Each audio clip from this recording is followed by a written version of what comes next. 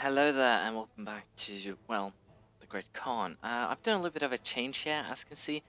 I got a tip to actually just start over due to the mistakes I've been Georgia and Raison. I've, well, pulled off some pretty neat victories here, especially destroyed 5,000 soldiers here, lost less than 10,000 myself, and also here, really easy, victories on both. Now, the funny part, or the best part about this, this time is that I managed to get the alliance with Timurids up and running, so I should be relatively safe. I haven't actually lost anything yet, which is even better. But Crimea has declared a war on Georgia without anything at all to protect them. And of course that is fairly wonderful, because that means they are at war. There is no one who's actually messing or creating problems for me, and I can use that to my advantage. Now I'm just going to upload most likely just this episode of this and see if I should start from this or the other one. I'll probably go to as far as the other one is and see how we go. Basically, get into the same status quo, probably a bit earlier, since I have found good ways to, well, do this now. So basically, the plan is just to join up my forces afterwards, and we'll strike the Crimean force. Hopefully, beat its ass. Might not. There's always some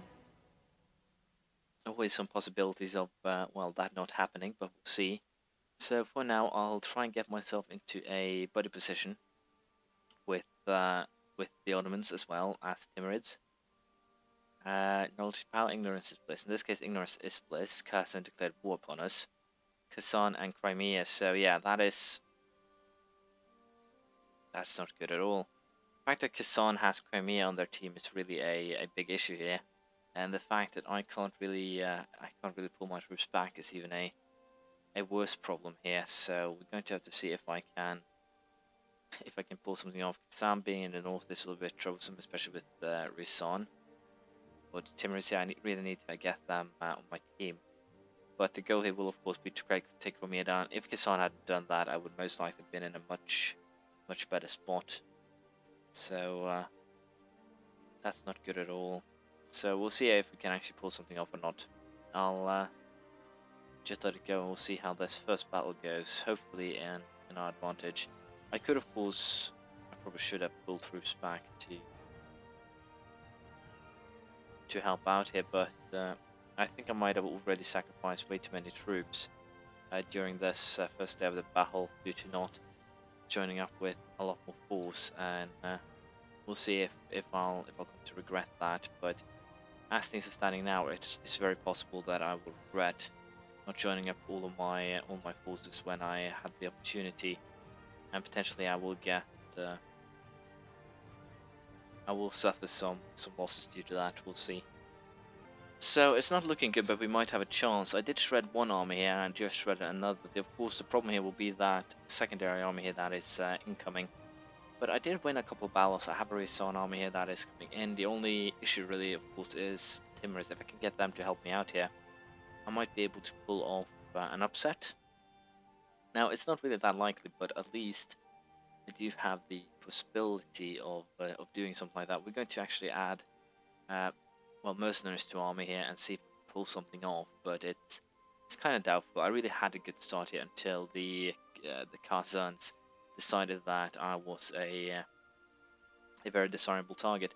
But let's face it, if I can just annihilate their armies, I can most likely use that to my advantage and start going, most likely taking 3 provinces from Crimea, potentially sparking a rebellion, but I believe I need to take at least 3 provinces just to, well, that's a really good result. 10,000 troops just vanquished like that.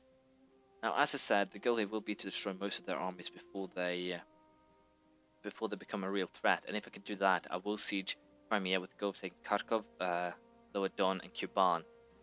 Again, reason being, I believe I need all 3 of those in order to potentially vassalize them in the future. So, Mahdi. My aunt is claimed to be the Mahdi, a prophesied redeemer of Islam, who will rule for 70 years before the Day of Judgment. He promised to rid the world of evil and re-establish righteousness. Disbelievers claim that the man is not Mahdi, as have angered his followers, and the country is in uproar. So I can accept it. Heretics and heathens shouldn't be a problem. I'm not really going into Muscovy right yet, and I don't think my guy will live long. But let's face it, right now I'd rather take the piety, because it's not likely that I will go into Muscovy and require that extra missionary strength until later, Just take a quick look here. I'm just going to conquer this area here most likely. Of course, it would be nice to be able to convert to Shia. Didn't actually consider that. I should actually start trying to get all the facts on the table before I do stuff, make decisions in the future. But whoever told me that cavalry would just wreck my opponents, were totally right. As you can see in the shock phase, my guys are just tearing through their armies most of the time. Now, again, I'm a little bit unsure what I want to do. If I want to continue hunting down this army, or if I want to potentially go back home now, siege the Crimean lands. And I think sieging the Crimean lands will be the smartest move here. Cubans should potentially be rid with some other issues that could become a problem for them. At least that's what I can hope. So we'll be going in now, sieging the provinces that I would want here. I have no idea if this will work. That is my biggest concern at the moment. I might get completely shredded by doing this potentially a little bit too early. Just have to wait and see. But I think it can get a favourable outcome here. Potentially I could also end up taking these 3 provinces if, of course, the overextension doesn't get too high, and thus gives me a ton of rebel issue, which is something that I have a tendency of doing. Now, we'll just leave things as they are here and see if I can get a favourable deal with Crimea before we continue focusing on Kazan. Now, this is actually quite an interesting situation here. As you can see, they have quite a big army left, the opposing side here. But I have lost a couple of battles, I've won a couple of battles. It's mostly infantry that Kazan has. I still have a pretty good army of horses, and that makes things really interesting. By taking these 3 here, which Crimea will actually accept, I'll get 56% overextension, but no, I want to argue with just Crimea. As you can see, these guys will actually accept this because I've conquered so much of their country.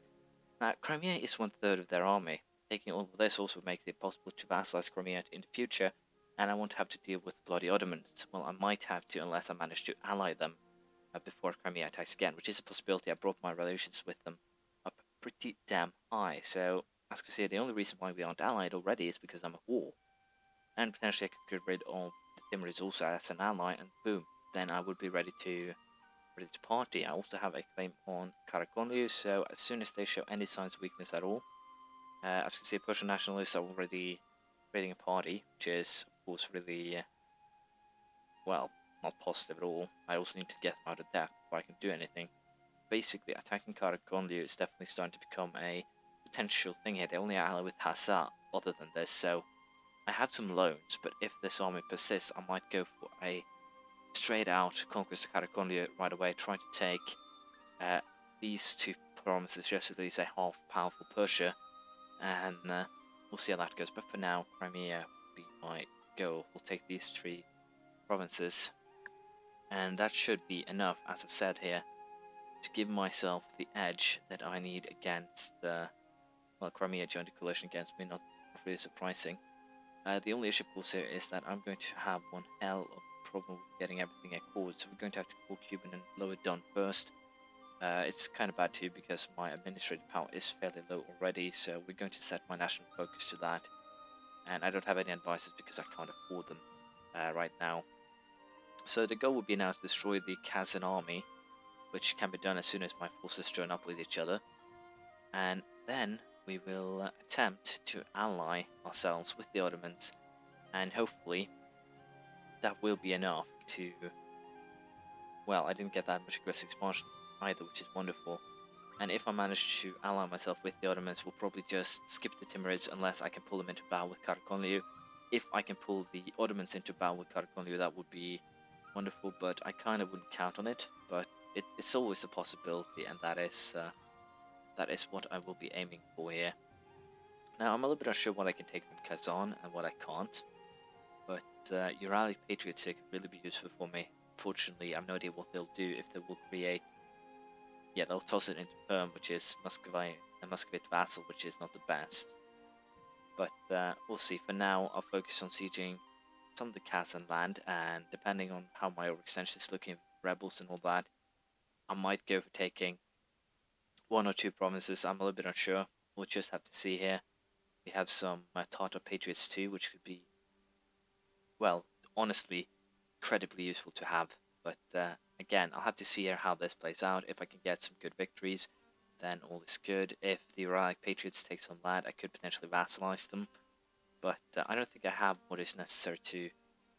No, as you can see, 165, so vassalizing these guys now would not be useful. They have a core of mine, though, that I can take tomorrow here. So basically, these three is not as unlikely as it originally was, and it will give me a pretty decent way to potentially here build a wall that will make sure that the Muscovites cannot go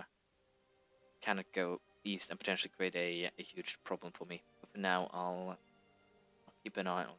I'll finish the war with Kazan and then I'll get back to you. There we go, my war with Kazan is over, and I'm going to take this chance. The issue, of course, is that this will bring my overextension to a whopping 100%, but these two are very close to being finished chord. I just have to walk down and deal with the peasants here. So basically, I think this is a fairly good idea, although my admin points will be also fairly sapped as a result of this. I'm a little bit unsure if this makes, cooperation costs higher. So, although not the wisest move, we're going to sacrifice some diplomatic points here in order to try and save some admin points to, make this work. Now, I'm going to make sure that I cover this area first, because I kind of want to make sure that I only keep my army in one area at a time. That is basically the thought behind this. And I also completed my mission, which gave me some useful thing. Save the people in Azov. Really, integrate Penza. Make Penza core, I guess? Yeah, I'll take that one. It's a minor deficit or minor free card to get out of jail, and there we go. We're allied with the Ottomans as well. Ottomans here will really most likely be what will bring me into the game, because they're currently at war with a lot of people. They are at war with Kanda, Ramazan and Karaman, and I would expect them to actually annex all three of them.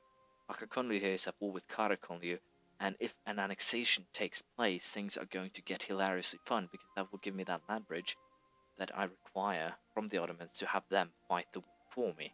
So basically, Persia might be only a decade away if things play out as I want them to.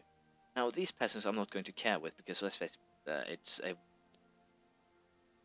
it's just a waste of my time, really, to keep the other. No, sorry, it's not a waste of my time. It's a waste of my manpower. I need to make sure that the coring areas are protected, nothing else. That is the only thing that I am currently concerned about. Everything else comes in second hand. As you can see, my army is mostly just horses right now, and they are doing wonders for me, as they should be. But, yeah, this start was a lot better, unfortunately. I had no problems like I faced in one in my test game, but I didn't run that as far, or didn't try as many options, so that might be it. But basically now I put myself in a very prime position to become a major power in the area. Kazan can be vassalized in the next war.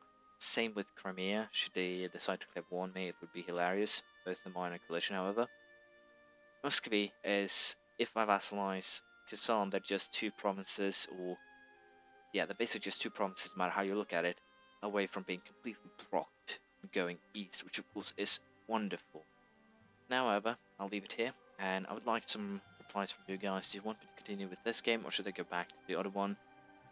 I'm basically in a much better position here than I was in the other one, and I'm pretty sure that I can do a lot better here than I did in, well, the other one. We'll see how it goes. Please tell me what you think. I'll see you next time. Bye.